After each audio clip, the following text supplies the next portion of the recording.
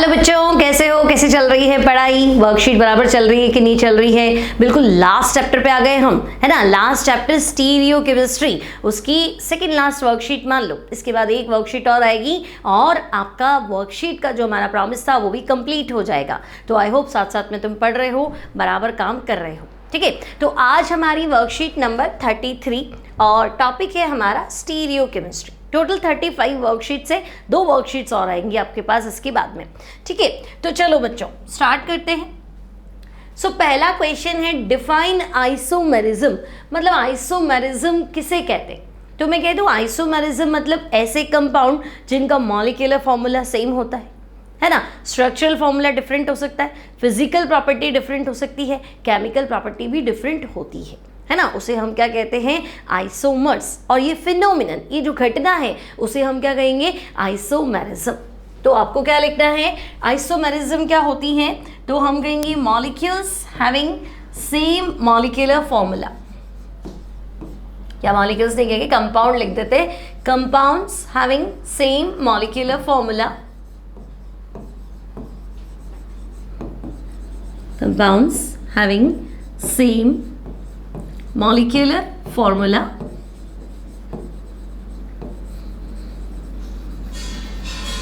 but they have different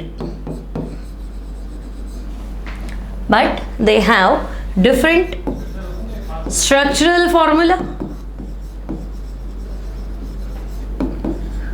ठीक है। अब स्ट्रक्चरल फॉर्मूला ही अलग हुआ तो बच्चों एक्चुअली स्ट्रक्चरल आइसोमेरिज्म होती है, ठीक है। तो different structural formula, physical and chemical properties. तो जो आइसोमर्स है उनकी फिजिकल प्रॉपर्टी यानी उनका boiling point, melting point, freezing point, ठीक है ना। फिजिकल प्रॉपर्टी अलग होती है और केमिकल प्रॉपर्टीज भी क्या होती है? अलग होती है। तो different physical and chemical properties are called, तो उन्हें क्या बोलेंगे? तो बच्चों उन कंपाउंड्स को हम बोलेंगे आइसोमर्स, ठीक है। तो ऐसे कंपाउंड्स को हमने कह दिया आइसोमर्स, और ये जो घटना है this phenomenon is called isomerism. Okay, तो बच्चों डेफिनेशन याद होनी चाहिए बोर्ड पॉइंट ऑफ व्यू से। So this phenomenon is called isomerism. Clear? तो ये हो गया हमारा आइसोमेरिज्म किसे कहते हो। नाउ स्टूडेंट सेकंड क्वेश्चन है व्हाट इज ऑप्टिकल एक्टिविटी। तो आप ऑप्टिकल एक्टिविटी किसे कहते हैं? तो भाई ऑप्टिकली एक्टिव कंपाउंड क्या? तो हम कहेंगे ऐसा कंपाउंड जो एसिमेट्रिक है, ऐसा कंपाउंड जो प्लेन पोलराइज्ड लाइट को क्या कर लेता है? रोटेट कर लेता है। अब राइट में रोटेट करता है तो तुमने लिखा होगा डेक्स्ट्रो, लेफ्ट में रोटेट करता है तो हम लिखते हैं लेवियो। तो बच्चों ऐसा कंपाउंड जो पीपीएल को रोटेट करता है वो होता है ऑप्टिकली एक्टिव कंपाउंड, और उसकी ये जो प्रॉपर्टी है उसे क्या कहेंगे? ऑप्टिकल एक्टिविटी, ठीक है। तो आपको क्या लिखना है इसका डेफिनेशन? तो आप बताएंगे compounds which rotate the plane polarized light, ठीक है भाई, rotate the plane of polarized light, ठीक है। तो जो प्लेन पोलराइज्ड लाइट के प्लेन को क्या कर देते हैं? रोटेट कर देते हैं, are called optically active compound, ठीक है भाई। इन कंपाउंड्स को तो हम कह देंगे ऑप्टिकली एक्टिव कंपाउंड, और उनकी ये जो प्रॉपर्टी है ना पीपीएल को रोटेट करना, इस प्रॉपर्टी को क्या कह देंगे? तो इस प्रॉपर्टी को कहेंगे ऑप्टिकल एक्टिविटी, ठीक है। And this property is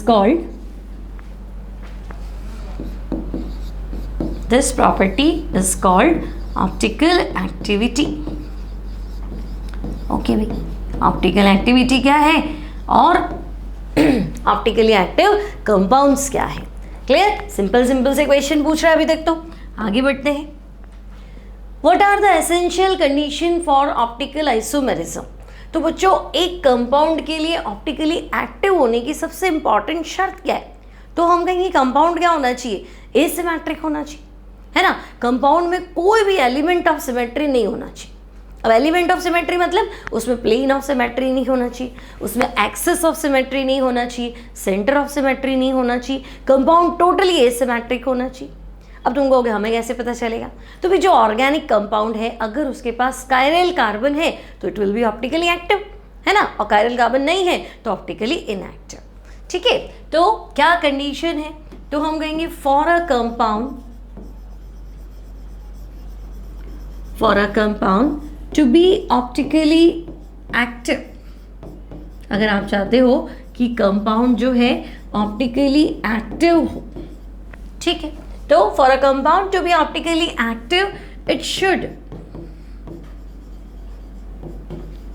should be asymmetric. ठीक है, अगर कंपाउंड क्या है, एसिमेट्रिक है, तो भाई वो ऑप्टिकली क्या हो जाएगा, एक्टिव हो जाएगा, है ना। यहां आपको लिखना चाहिए इट डजंट हैव, या it should not have,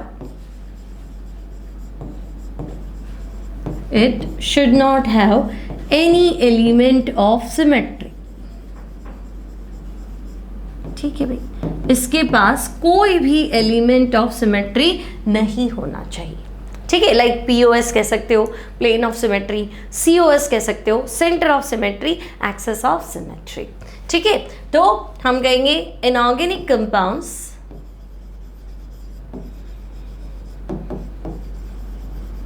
organic compounds के अंदर अगर ऑप्टिकल आइसोमेरिज्म शो करना है, ठीक है, तो inorganic compounds to show optical isomerism, to show optical isomerism it must have chiral carbon. ठीक है, तो बच्चों अगर कायरल कार्बन है ऑर्गेनिक कंपाउंड के पास तो फिर वो ऑप्टिकल आइसोमेरिज्म शो करेगा। Now what do you understand by symmetry? तो भाई सिमेट्री से क्या समझते हैं? तो मैं कहती हूँ भाई सिमेट्री एक प्रोसेस मान लो, या एक डिवाइस मान लो, एक तरीका मान लो, मोड मान लो, जिससे हम डिसाइड करते हैं कि मॉलिक्यूल दो इक्वली पार्ट में बंटता है कि नहीं बंटता है। भाई अगर किसी मॉलिक्यूल में प्लेन ऑफ सिमेट्री है ना, यानी वो प्लेन जो एक मॉलिक्यूल को दो इक्वल पार्ट में डिवाइड करता है तो वो सिमेट्रिक है। और हमें क्यों चाहिए सिमेट्री? तो हम कहेंगे भाई ऑप्टिकल आइसोमेरिज्म शो करना है तो ये सिमेट्री चाहिए। तो अगर सिमेट्रिक है मतलब ऑप्टिकल आइसोमेरिज्म शो नहीं करेगा, ऑप्टिकल एक्टिव नहीं होगा। तो अगर आपको लिखना है what do you understand by symmetry, तो हम कहते हैं कि भाई सिमेट्री क्या है, एक डिवाइस है टू डिसाइड, या एलिमेंट्स ऑफ सिमेट्री। तीन एलिमेंट्स होते हैं, तो elements of symmetry is a device to decide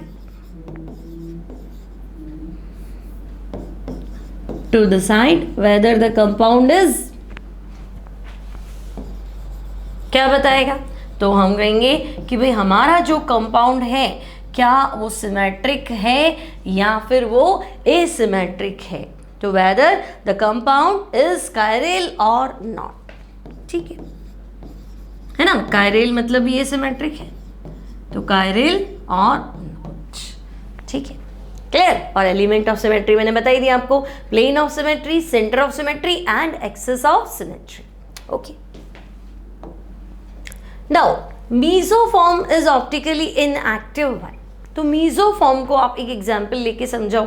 like हम इसका एग्जांपल ले लेते हैं मीसो टार्ट्रिक एसिड, है ना, एग्जांपल ले लिया हमने मीसोफॉर्म ऑफ टार्ट्रिक एसिड, और जिसे हम कह देंगे मीसो टार्ट्रिक एसिड। ठीक है, अब बच्चों मीसो टार्ट्रिक एसिड बहुत बार पढ़ा है हमने, है ना, COOH टॉप पे है, COOH बेस में है। अब इरिथ्रोफॉर्म मान लो भाई, दोनों ग्रुप जो है same group in same direction like this, ये जो है meso form of tartaric acid है। अब बच्चों इस फॉर्म में क्या होता है, तो आप देखेंगे इस फॉर्म में होता है प्लेन ऑफ सिमेट्री, यानी अगर इस कंपाउंड को मैं यहाँ से कट करूं, है ना, अगर इस फॉर्म को यहाँ से कट किया जाए तो देखो यहाँ H है तो यहाँ पे भी H है, यहाँ OH है तो यहाँ पे भी OH है, ठीक है, ऊपर COH तो ये है प्लेन ऑफ सिमेट्री, POS। तो बच्चों प्लेन ऑफ सिमेट्री यानी वो प्लेन जो क्या करता है, एक मॉलिक्यूल को दो बराबर पार्ट्स में डिवाइड करता है। तो अगर आधा, भाई ये कायरल कार्बन वाला कंपाउंड है, पार्ट है, ये भी कायरल कार्बन वाला पार्ट है, तो आधा पार्ट अगर PPL को, प्लेन पोलराइज्ड लाइट को राइट हैंड साइड में रोटेट करेगा, तो बाकी का आधा तुम देखोगे लेफ्ट में रोटेट करेगा, है ना। तो मीजो जो होता है means mesoform has always optically, mesoform has always plane of symmetry, so this is inactive. क्यों? तो हम कहेंगे आधा पार्ट राइट और आधा पार्ट लेफ्ट, मतलब इंटरनल कंपेंसेशन। ठीक है, तो हम कहेंगे मीजोफॉर्म ऑलवेज हैव, ठीक है, मीजो बोलते ही कब है हम, तो हम कहेंगे जब इसमें क्या हो, तो mesoform always have, sorry, mesoform always have plane of symmetry. ठीक है भाई, तो प्लेन ऑफ सिमेट्री से क्या होगा, तो हम कहेंगे भाई मीजोफॉर्म में प्लेन ऑफ सिमेट्री होने से क्या होगा, तो due to internal compensation, due to internal compensation, this is always, हर बार ये क्या होगा, this is always optically inactive. तो हम कहेंगे मीजोफॉर्म जो है वो ऑप्टिकली इनएक्टिव क्यों होता है, क्योंकि आधा पार्ट कंपाउंड का अगर राइट में लाइट को रोटेट करता है PPL को, तो रिमेनिंग हाफ लेफ्ट में रोटेट करता है, that's why this is always optically inactive. Now what is racemisation. तो बच्चों रेसिमाइजेशन क्या होता है, तो मैं कह दूं कि भाई अगर कोई ऑप्टिकली एक्टिव कंपाउंड है तो वो super imposable, sorry non super imposable mirror image बनाता है, मतलब एक हिस्सा तो उसका डेक्स्ट्रो होता है और दूसरा मिरर इमेज जो होता है उसका वो लेवियो होता है। अब अगर मैं D और L फॉर्म यानी दोनों इनेंशियोमर्स को इक्वल अमाउंट में मिला लूँ, इक्वी मोलर मिक्सचर बना दो भाई, जितने मोल इसके उतने मोल इसके, तो फिर वो मिक्सचर जो बनेगा वो रेसिमिक मिक्सचर, और उनको बनाने का जो प्रोसेस है that will be racemisation.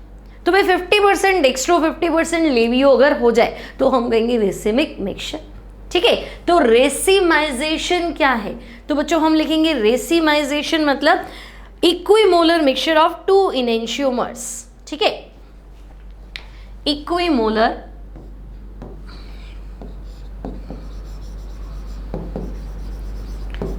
Equimolar mixture of two enantiomers.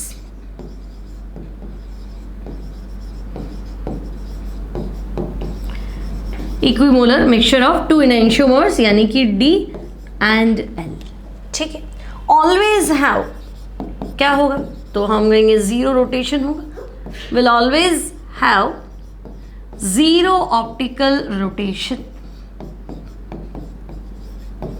ठीक है, अब जीरो ऑप्टिकल रोटेशन क्यों होगा, तो हम कहेंगे भाई मिक्सचर का आधा पार्ट तो क्या कर रहा है, डेक्स्ट्रो है, और बाकी का आधा क्या है, लेवियो है। तो लाइट जाई है ना, तो लाइट तो जा रही है PPL सीधी सीधी, तो आधा पार्ट तो उसको राइट में रोटेट कर रहा है और बाकी का आधा उसको वापस लेफ्ट में रोटेट कर रहा है, तो लाइट तो सीधी निकल जाएगी। तो ऑप्टिकल रोटेशन क्या हुआ, जीरो, और इसे हम कहते हैं एक्सटर्नल कंपेंसेशन, है ना। भाई आपने D और L बनाया है या किसी मैथड के थ्रू D और L बना है, ठीक है, तो it always have zero optical rotation. क्यों, तो हम कहेंगे ड्यू टू एक्सटर्नल कंपेंसेशन। ठीक है भाई, तो बच्चों इसमें एक्सटर्नल कंपेंसेशन की वजह से हमेशा एक्सटर्नल कंपेंसेशन की वजह से क्या होता है, जीरो ऑप्टिकल रोटेशन होता है। ठीक है, so such type of mixture are called racemic mixture. Such mixtures are called, तो हम कहेंगे ये जो मिक्सचर है उन मिक्सचर को तो हम कहेंगे रेसिमिक मिक्सचर। ठीक है, प्लस माइनस या DL से हम क्या कर देंगे, डिनोट कर देंगे। ठीक है, और ऐसी प्रोसेस जिससे आप क्या कर रहे हो कि आप उसको कन्वर्ट कर रहे हो रेसिमिक मिक्सचर में। ठीक है, so the process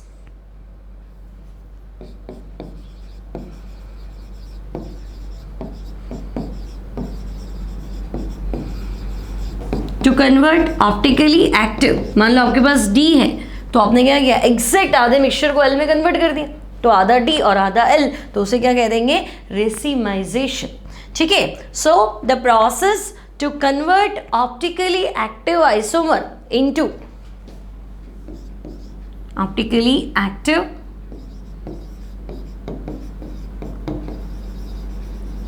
isomer into optically inactive, optically inactive mixture, है ना, यानी आपने DL में कन्वर्ट खुद ही कर दिया। ठीक है, तो इस प्रोसेस को क्या कहेंगे, तो इस प्रोसेस को हम कहेंगे बच्चों इज कॉल्ड रेसिमाइजेशन। ठीक है, अगर आपके पास D है तो एक्टिव था, लेकिन आपने एग्जैक्ट D को क्या किया, एग्जैक्ट हाफ पार्ट को L में कन्वर्ट कर दिया, तो उस मेथड को हम कह देंगे रेसिमिक मिक्सचर बनाने का मेथड, यानी कि रेसिमाइजेशन। क्लियर? चलो अब आगे बढ़ते हैं। तो नेक्स्ट है बच्चों, define the term optical activity, पहले ही पढ़ा दिया था हमने। Explain with example which type of molecule show optically active या ऑप्टिकल एक्टिविटी। तो बच्चों ये तो हो गया, फर्स्ट वाला तो हो गया आपका ऑप्टिकल एक्टिविटी क्या होती है, कौन से मॉलिक्यूल, तो मैं कह दूंगी भाई ऐसे कंपाउंड जिनमें कायरल कार्बन हो वो ऑप्टिकली एक्टिव होंगे। ठीक है, तो बच्चों compounds which have chiral carbon, ठीक है, तो कायरल कार्बन मतलब एसिमेट्रिक कार्बन, ऐसा कार्बन जिसकी चारों वैलेंसी चार अलग अलग ग्रुप या एटम से बॉन्डेड हो। तो अगर किसी के पास कायरल कार्बन है तो वो ऑप्टिकली एक्टिव होगा। तो फिर हम कहेंगे लो मीसो टार्टरिक एसिड में तो दो कायरल कार्बन थे पर वो तो इनएक्टिव था। तो आपको साथ में कंडीशन लगानी है कि कायरल कार्बन तो होगा but no element of symmetry. ठीक है, तो ऐसा कंपाउंड जिसके पास कायरल कार्बन तो है लेकिन कोई भी एलिमेंट ऑफ सिमेट्री मतलब प्लेन, एक्सिस, सेंटर कुछ भी नहीं है, तो no element of symmetry will be optically active. ठीक है, तो जिनके पास ऐसा कुछ है ही नहीं वो ऑप्टिकली एक्टिव हो जाएगा, ऑप्टिकल एक्टिव कंपाउंड्स। अब एग्जाम्पल बता दो, तो ऐसा कोई भी कंपाउंड ले लो जिसके पास कायरल कार्बन हो। मान लो मैंने सिंपल से एग्जाम्पल ले लिया 2-क्लोरोब्यूटेन। ठीक है भाई, तो 2-क्लोरोब्यूटेन में आप देखो है ना, जिस कार्बन पे मैं स्टार बना रही हूँ ये कार्बन, 2 पे क्लोरो और ये H, तो चारों वैलेंसी चार अलग अलग ग्रुप है ना, यहाँ मिथाइल है, यहाँ Cl है, यहाँ H और यहाँ इथाइल है, चारों वैलेंसी चार अलग अलग ग्रुप से क्या है, बॉन्डेड है। तो भाई ये कायरल कार्बन है। ठीक है, और कायरल कार्बन अगर है मतलब कंपाउंड क्या है, ऑप्टिकली एक्टिव कंपाउंड है। ओके, नाउ नेक्स्ट क्वेश्चन है बच्चों, one butanol does not show optical isomerism whereas two butanol shows why. तो 1-ब्यूटेनॉल में ऑप्टिकल आइसोमेरिज्म नहीं है, क्यों नहीं है भाई बताओ, ऐसा क्या हुआ कि 1-ब्यूटेनॉल में ऑप्टिकल आइसोमेरिज्म नहीं है लेकिन 2-ब्यूटेनॉल में ऑप्टिकल आइसोमेरिज्म है। अब देख के ही समझ में आ रहा है भाई, है ना बच्चों, देख के ही समझ में आ रहा है कि भाई ऐसा क्या, यहाँ तो कायरल कार्बन दिखा, ठीक है ना, ये मिथाइल, इथाइल, H और OH सेम इसी तरह की कंडीशन थी, बस यहाँ OH कर दिया। तो हम कहेंगे 1-ब्यूटेनॉल में नो कायरल कार्बन।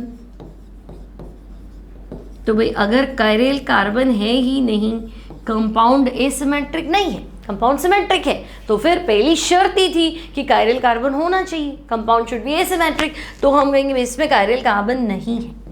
ठीक है, तो नो कायरल कार्बन मतलब optical inactive, no optical activity, optically inactive. लेकिन यहाँ तो भाई 2-ब्यूटेनॉल, तो हम कहेंगे इसके पास कायरल कार्बन है। Two butanol have presence of chiral carbon. तो भाई यहाँ कायरल कार्बन है तो ये ऑप्टिकली एक्टिव होना चाहिए। बस इतनी सी बात है। तो 1 ब्यूटेनॉल में नहीं है, 2 में है। क्लियर? चलो आगे बढ़े।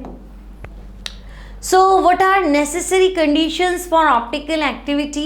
Give example of optically active molecule. तो बच्चों necessary conditions की अगर हम बात करें तो हमने क्या लिखा था? Compound must be asymmetric. ठीक है, कंपाउंड क्या होना चाहिए? तो आपका जो कंपाउंड है वो होना चाहिए एसिमेट्रिक। ठीक है, now it should not have any element of symmetry.